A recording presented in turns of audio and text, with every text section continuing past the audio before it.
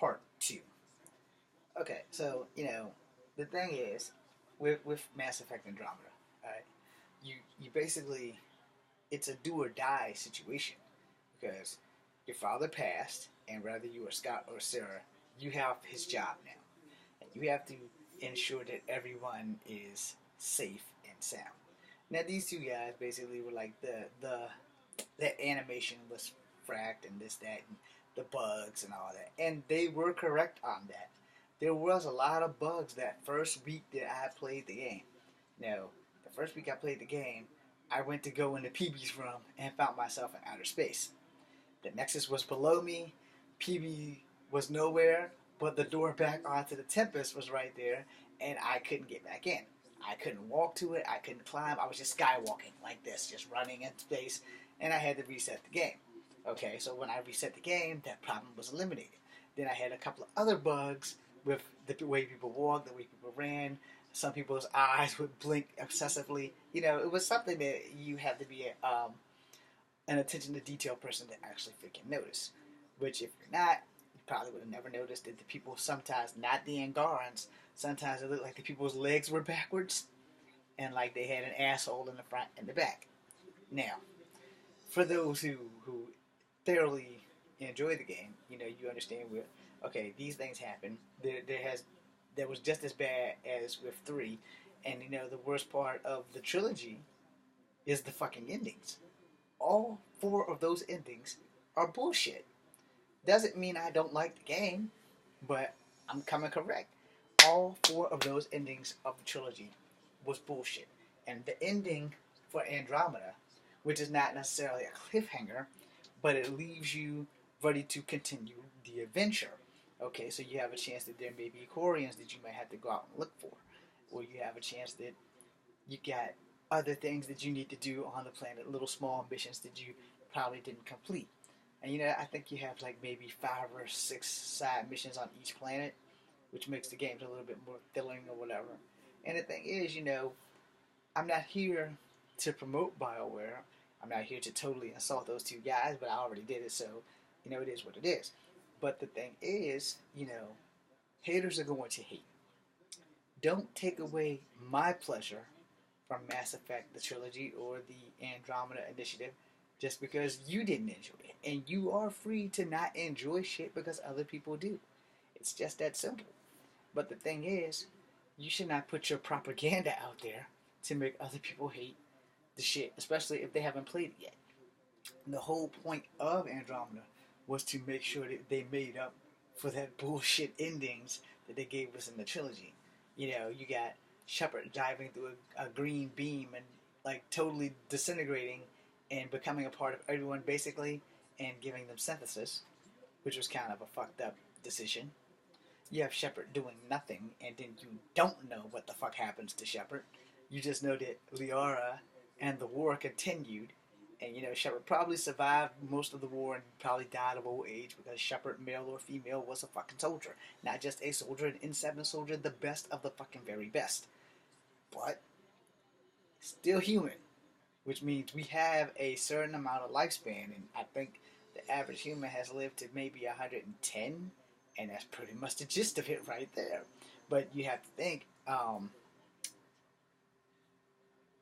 Commander Anderson, or Captain Anderson, was like almost 70 years old, and Admiral Hackett was almost like 70, 75, and they were still fighting this fucking war. So, maybe they had some enhancements to, like, you still young on the inside and old on the outside. And you never know, and they do all have synthetic implants, which probably keeps them vital and alive long enough to fight these fucking wars. Because Anderson was pretty old in the first game, because Shepard's like 27, 28 in the first game, and he's like 32 in the second game, and maybe 34, 35 in the third game. So he's not over the hill for human standings, but for like American military, when you get 35, it's like time for you to look into retirement. And I know this because I went into the military at 37. Had I not been injured, I'd just be getting out right now at 43.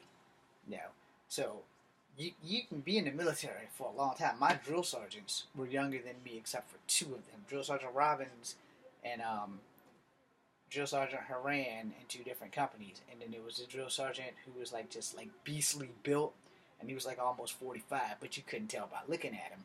And so age in the military really doesn't mean shit. It just means there were sergeant majors who were almost 50 and still in probably better shape than I'm in, and they were just solid.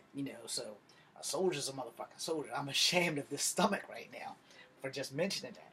But in the trilogy, you can destroy all the synthetic lives, and Shepard either breathes his last breath or breathes that sigh of relief at the end. You can become a synthetic when you become the leader of the goddamn freaking Reapers, and who the fuck wants that? But it is what it is. And then you have the do nothing, and then you have all these indoctrination theories and all this other stuff, which you kind of have to like not count the indoctrination theory because of Andromeda. If that's the case, then Andromeda doesn't exist, and all these people here in Andromeda were basically a waste of our time. So you can't really go with the indoctrination theory. But, some people will, some people won't. And yes, I was adjusting my underwear. But, the thing is, that no matter how you viewed the trilogy was awesome until the end. And BioWare made up for that with the boss battles in Andromeda. Now, there weren't really a lot of boss battles in the trilogy. There was a boss battle at the end of the first trilogy. There was a kind of boss battle at the second game at the end, if you want to count that as a boss battle. I wouldn't really call it a boss battle. I would call it a henchman battle. But then, again, you do fight a human reaper. So, you can call that a boss battle. But you have to take out all the little cronies first, and then you have to take out the human reaper, which we expected in the third game, which would be Shepard versus Harbinger. We were almost promised that.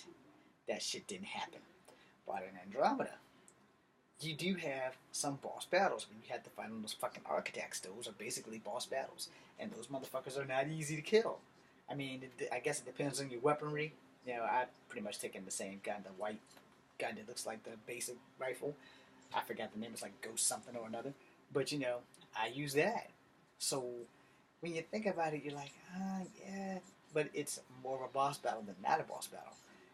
Compared to the third game, the closest thing you have to a boss battle is, why are you helping us? Then you're talking to a little ghost child. And that pretty much was the gist of what fucked up. Even when you got to the Leviathan, you would assume that you were going to be fighting the Leviathan, but you don't. You don't fight the Leviathan. You just have a telepathic communications. Your nose starts bleeding, and then you somehow convince him to let you go, and Shepard goes and does his or her job, depending on which Shepard you choose, and you go about your day. That's the closest thing you get to a boss battle. And at the end, you get 4 choices. Not even a real boss battle. You open up the Citadel, you get 4 choices, and whatever choice you do affects everyone else. Now, mind you, when I first played Mass Effect, the whole trilogy thing, the only game that I got was the third game, and when I played it, I didn't have a high enough score. I destroyed everything. It also didn't have the comic DLC. So once I bought all the DLCs for that, then the damn trilogy came out. So I went and bought that. And you don't need the trilogy. If you have the DLCs, you don't need to buy DLCs for the trilogy, because the trilogy pretty much has everything in it, except for the Shepard's apartment thing. That doesn't come. That you have to get the DLC for all that. The Citadel, or whatever the hell it's called. Anyway, if you don't like Mass Effect, I don't have a problem with you. I have a problem with you sending negative messages to us who do like Mass Effect. So stop being a hater and let us enjoy the game. You can insult the game all you want, but it would probably be a good idea for you not to tell everybody that it's the worst game ever. It's not. In fact, for me, as a fan of the trilogy, except for that fucking ending crap, I think that Andromeda is my new favorite game. And the best part of that is that you get to be twins. And no matter which twin you control, you will again eventually get to control the other twin. Granted, it's not long, and you become a prisoner, but you still get to control Scott or Sarah, depending on which one you took to the base game. Now, for all you people who want to come down on me for mostly playing Sarah, have you seen her sex scene with PB? Any questions? Have you seen her sex scene with Joel? Any questions? Those two seem to be the only real sex scene she has. Her sex scene with Liam sucks. And anybody else she's had it with, I haven't had a chance to play. And for some reason, it is just not meant for me to get Sudi. Alright? But other than that, her sex scenes with aliens seem to be the best sex scenes. Her sex scenes with humans are maybe a microsecond long. Which is probably the only complaint that I have, really, is like, why in the hell is her sex scene with Liam on the couch maybe a half a second? They kiss, it fades to black at the end. They jump out of the thing and he has something carved in the ceiling. They jetpacks form little hearts and they kiss on the ground. It's over. And then there's no climactic love scene like in the first game with Shepard when he or she takes Liara's virginity, or if you chose Williams. If you chose Williams, then you have a sex scene, but you don't have the sex scene. Like with Liara, you have mad sex scenes each time, except for in game 2, where you just make her eyes go black when you touch her in a certain spot that they don't really show you on camera. But in the third game, you yet again have a great sex scene with her. Now, if you had a sex scene with Thane or Jacob or Garrus, if you're a femship, then it only shows yay so much skin, none of it being Shepard's, and then if you are male ship, you see a little bit of Miranda, a lot of Liara, and a lot of Jack. I think I'm missing a few chicks, but I won't swear to it. Tally. But you don't really see much of Tally because she's in that fucking suit. Everything is like off to the side with Tally, and then only Shepard gets to see her face. You don't get to see shit. So, you probably do if you have the PC. And then the PC, you can probably change all that shit. Probably make a full-blown sex scene with the PC. But anyway, leaving that shit alone, the trilogy, just like Andromeda, the sex scenes are only good with the aliens. And for some odd-ass reason, it's always been that way from the trilogy to Andromeda. And that's really like a minute-ass complaint. I like seeing titties. I would prefer to see Sarah's titties all the damn time. Not saying that she needs to walk around butt-ass naked. But, if you're going to have sex scene in a cartoon or a comic or a video game, at least make the damn thing worth watching. Not just when she has sex with aliens. Or same thing with Scott. If you have sex scene with PB and Cora, you get to see stuff. Well, Cora's sex scene, as good as it is, it sucks compared to the sex scene with PB.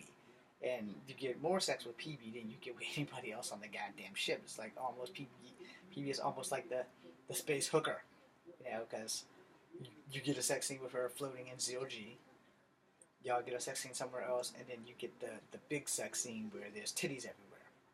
But other than that, the sex scene with Cora, I've only seen one, and that's where you get her in your room somewhere, and she's sitting and you're basically cradling her hips and everything, and then you see her. There's a little bit of moaning in all the sex scenes, but I don't really give a fuck about that. It's just that the sex scenes are like, unless the person is having sex with an alien, it's like a wham bam, fuck you guys, and that's pretty much the gist of it. So, yeah, it kind of is what it is. But as far as the games being horrible, the horriblest thing about the trilogy, again, those 4 bullshit endings when we were guaranteed to have at least 10. Maybe 20, maybe 30. I know we were guaranteed a lot of endings depending on your decisions from game 1 to 2 to 3. Well, clearly, that's about the only complaint I have about that they dropped the ball and that we don't have the good haircuts for Shepard, male or female, and then those 4 endings. Now, as far as Andromeda goes, I don't have a fucking pie jack, and the sex scenes are like a blink of the eye and they're gone. So, other than that, I mean, it's a damn good game. And so for all you haters who hate Andromeda, hey, No one told you to buy it and keep it. If you played it all the way through and you didn't like it, take it back. But, give the damn game a chance, for Christ's sake. Give it a chance. I'm James Williamson. You just come for habit number 2. B, C, and